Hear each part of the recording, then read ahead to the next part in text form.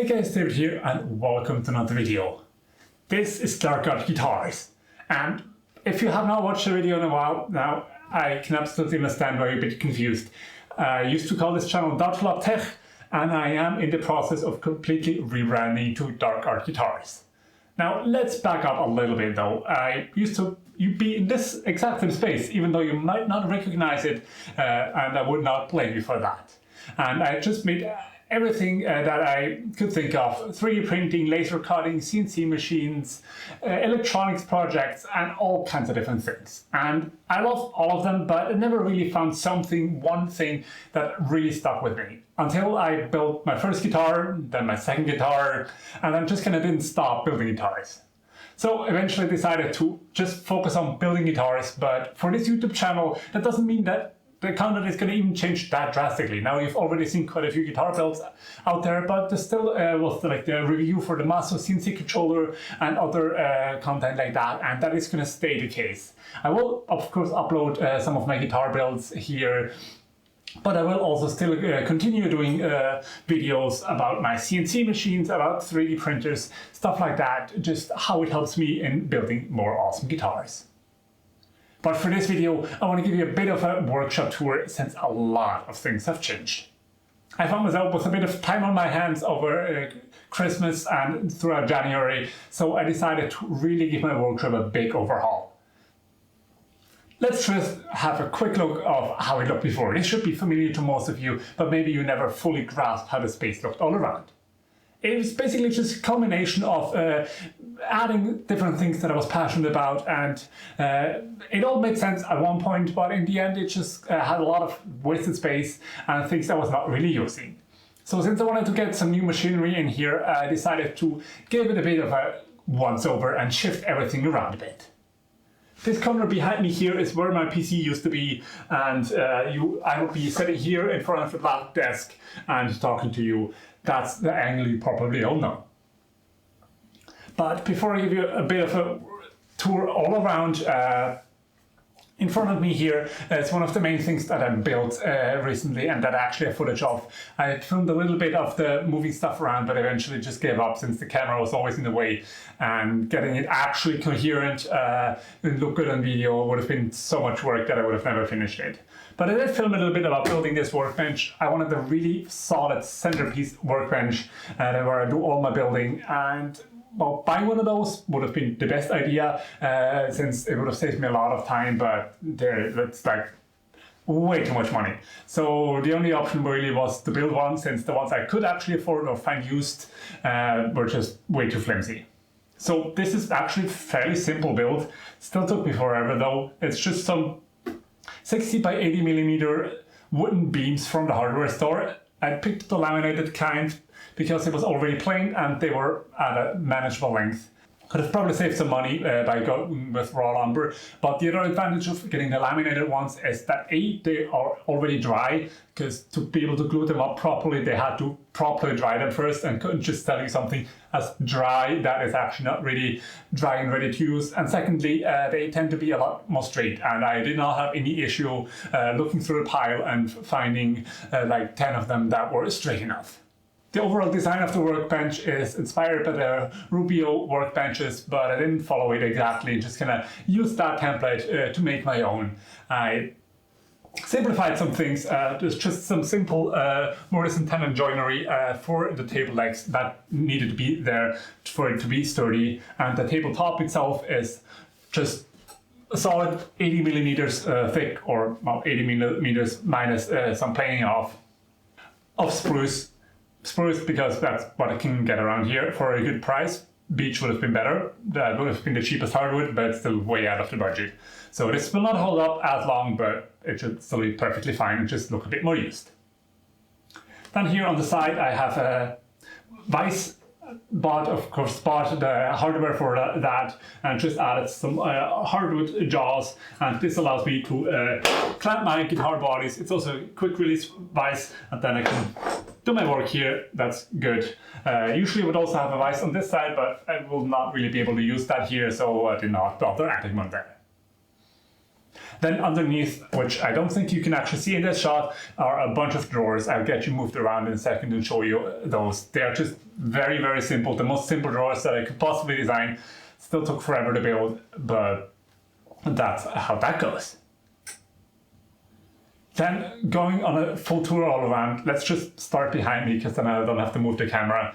Here on your left, there's a drill press. I don't actually need a drill press for building guitars specifically. There's not really any steps that would usually require it the way I build them, but there's a lot of different things around the workshop that you need a drill press for, and building different jigs and things that will help me building guitars. So it was a must, and drill presses are not that expensive and really just handy to have around. I have also used it as an arbor press to press in frets, which probably not the best thing for it. I might actually get a proper arbor press for that. Then next to it are also a bunch of clamps. You can never have enough clamps, and I keep buying more clamps and I keep not having enough clamps. So I think you can see where that is going. I'm going to go buy some more clamps. And then the wall behind me is organized as just kind of a French cleat system that allows me to just take off anything, put it somewhere else. And this means I don't have to settle on a layout, and it's really convenient. And the backing is actually just 2 Euro pallets that I added some diagonal slits to and bolted to the wall, gave them a bit of stain. And that was a really easy way to get some free and actually kind of cool looking shelving here. Then here on this table, I have some like device and bench grinder stuff, some stuff like that, some drilling accessories. I keep some of my active builds here. This is one that I'm working on that's a bit dusty right now, but I basically completely charred this body and then coated everything in epoxy to kind of stabilize it, but it's still keeping that really char texture. And as of now, this build is actually still available, so if that sounds interesting to you, do check out my social media, mainly Instagram, and there's more detail there. And then coming over here is like combination spindle sander and kind of small belt sander. The belt sander is not great since the platter is not flat. That's kind of an issue, but I am planning on fixing that eventually when I get the time around it. With a new workshop, there's a list a mile long with different small projects that I want to do. But this is great for sanding the edges of guitars, and as well for just small little bits that I'm doing around the workshop. That's why I have the belt sander on here. For the sides, these spindle sander attachments are usually a bit more convenient. Underneath this, as with everything else, is just more storage. I keep a lot of the small stuff here. I'm using the same drawers there as I was using before, and I also have like a bunch of extra belts for this. I have a cart with all my finishes and everything like that. And I think now it's a good time to kind of reposition you, and I'll show you what I haven't been able to show you before. So now you can see the drawer system here that I built. They are just very simple, flat bottom and then just butt jointed sides. I was able to reuse some scrap material, got some new material, but this just allows me to have all of my tools that I use a bunch down here, like my random orbital sander and is in here. Then I have more sandpaper and other stuff like that. My Dremel is in here. All of that stuff is just convenient to have here. And I built these drawers so that they can actually go all the way through. And this means, for one, that I can open them from both sides and access stuff if I'm working on the other side of the workbench. And it also means that if I'm sitting here and want a bit more knee room, I can just kind of push them back and they go out of the way, and I can sit more comfortably at the workbench and not have the drawers in the way. The only annoying part is that, well, they don't perfectly line up because they don't stop anywhere. But I think I can live with that. Then over here, I just have some more drawers. I have a bunch of my tubes and square goods, some carbon fiber rods that I use to reinforce the necks, and just everything long that can go in here. That's the only good way to store them. And one of my drawer units that I was using before as well. And that just holds some hardware and more stuff like that. So now that we have traded spaces, This is the CNC, the Roderick Killer Bee. It itself has not changed at all since you have last seen it. It just moved over a little bit, and here used to be my BF30 CNC conversion.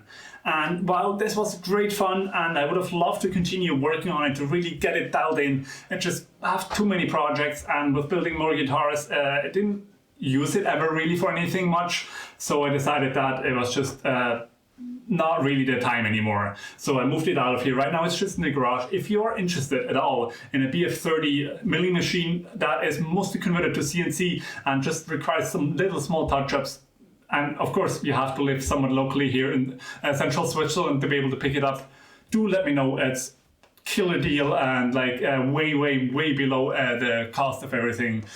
Just really hoping that I can find somebody that is wanting to take the project over. Then above and below I have a bunch of wood storage. There's not actually all that much up here, just some guitar tops that I cut recently, and you can't see them that well, but some really nice flamed poplar that is going to make for some killer guitar tops.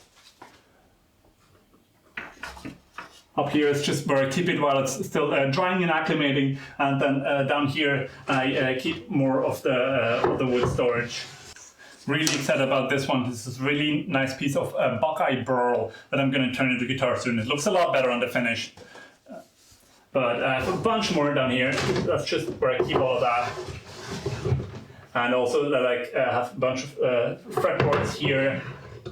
This one I'll start work soon. It's a really cool product called Sono Wood from Swiss Wood Solutions, and it's flame maple. That's much about it is normal, but it was compacted under huge pressure, and now it's really dense and super hard and has very smooth surface. It's like a bit like ebony right now, but it's still maple. It's really excited to work with that and see what this will give me.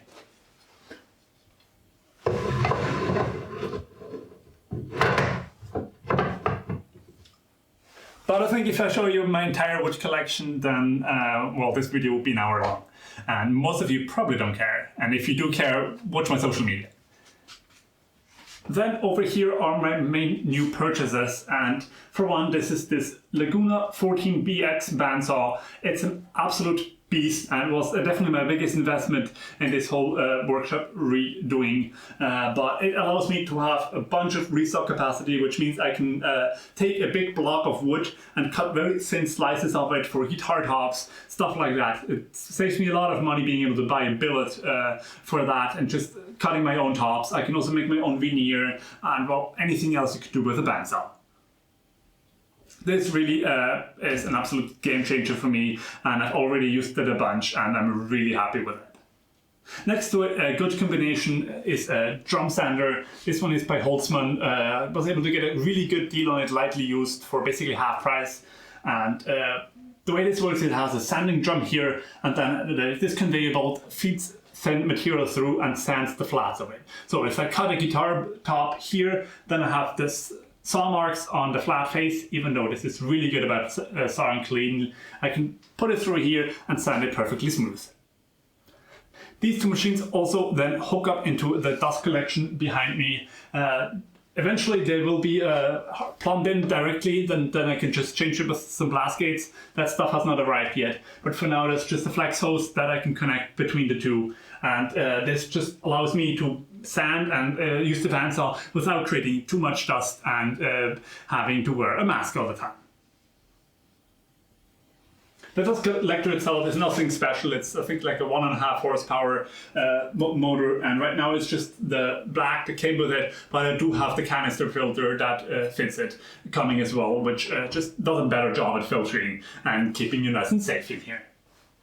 And then down here, just a little dehumidifier. Even though it's the middle of winter and everybody's talking about their space being too dry and needing a humidifier, well, I'm in a basement here and it's always super humid in here. So right now it's not running a whole lot, but it still is running. So just to keep the humidity in here constant at a nice run, like 45% humidity. That way, when you get a guitar built by me and you live somewhere that's a bit drier, it's not going to completely twist and move all over the place because I built it in 70% humidity and then you moved it to 40% humidity, and well, no fun in that. Then making my way over here, just around the corner, that's the entry door to the other shared works space that I've shown sometimes on video. There I just gonna do stuff and I need more space, but this is also used by the rest of my family. So I've mostly moved everything in here where I can be a bit more organized and leave my stuff out. Here we have the shop mascots. Down here is a rainbow boa, and up there is a ball python, and they're not really animals ideal for a workshop. Well, no animal is ideal for a workshop, but I think they have gotten used to it. They've their entire life basically lived in some sort of workshop of me. And underneath I have a guitar cabinet that I can play some stuff to test out the guitars. I used to have a head for it as well, but I sold that when I was kind of getting out of guitars, and I have not really bought a new amplifier head for it. I just have like a straight audio amplifier hooked up to it, and that gives me basically just straight clean amplification, and then I have a pedal going into that, so I can still basically get what an amplifier would do, but I have not bothered buying a new one. Then finally making our way around, this is where my computer is now, where I just do some fusion stuff and stuff like that. I have a separate apartment where I live during the week, and that's where my main cryo PC is, where I do all of my video editing and stuff like that. But here is just, well, it's the steampunk PC, and also definitely not ideal for a workshop to have an open frame computer where dust can get on, but hey, it has not died yet. Then here is something I just kind of moved over out of the way. This is my Rattrick VCore 3.1, and I've moved it onto a slightly lower table, which means that it's much more at a convenient height. Before it was kind of high up since it's such a large printer. And my Ortur LaserMaster here, it just basically perfectly fits on top. So I printed some risers, and that allows me to save a bunch of space by stacking these two machines on top of each other, and I can still conveniently open this up, use the laser as normal, and then I just have some ducting run here that I can plop out of the window for an exhaust fuse.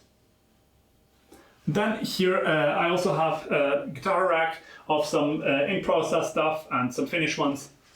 This is one I'm really excited about. It's just waiting for final clear coat now. This one is going to Mexico to Jackson Grim, and it's an 8-string, an absolute beast, and this kind of ice finish, well, definitely not something I would get for myself. I think it turned out really cool, so I can't wait to finish this one up, and there will also be a video about this one, so make sure to stay subscribed if you want to see how I built this guitar. And well, here we are, all the way back around. Now, I hope you enjoyed this kind of slightly different video, which is kind of me showing you around.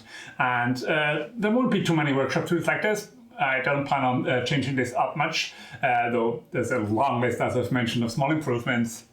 But do let me know, what do you guys want to see on this channel? Of course, I know a lot of you did not subscribe for guitar content. And, well, I don't really know what you subscribed for, since I've made so many different kinds of videos of the recent time. So I'd be interested, those of you that are actually still watching, because out of the over 30,000 people that are subscribed, not that many are actually still actively watching. So you guys that are watching this video right now, you must be more dedicated to my channel, or just stumbled upon this video. Do leave a comment down below. What is it that you're interested in? Are you more interested in me working on my machines, building CNC machines, stuff like that? Or do you like to see guitar videos? And if guitar videos, then just kind of a montage where I show everything. Those are the easiest to make for me. But I can also do like more with voiceover or step-by-step guides of just smaller things. Or for example, just making a fretboard. Just making a neck like this with some epoxy inlay and stuff like that. I can make a video about that. I didn't in this case, but if you guys are interested, do let a comment down below, and I try to make some more videos. I definitely don't want to give up on this channel. It's been a long time in the making, and I still love it. And well, with that, the only thing I can say apart from that is make sure to like, comment, subscribe, all that good stuff, and I'll see you next time.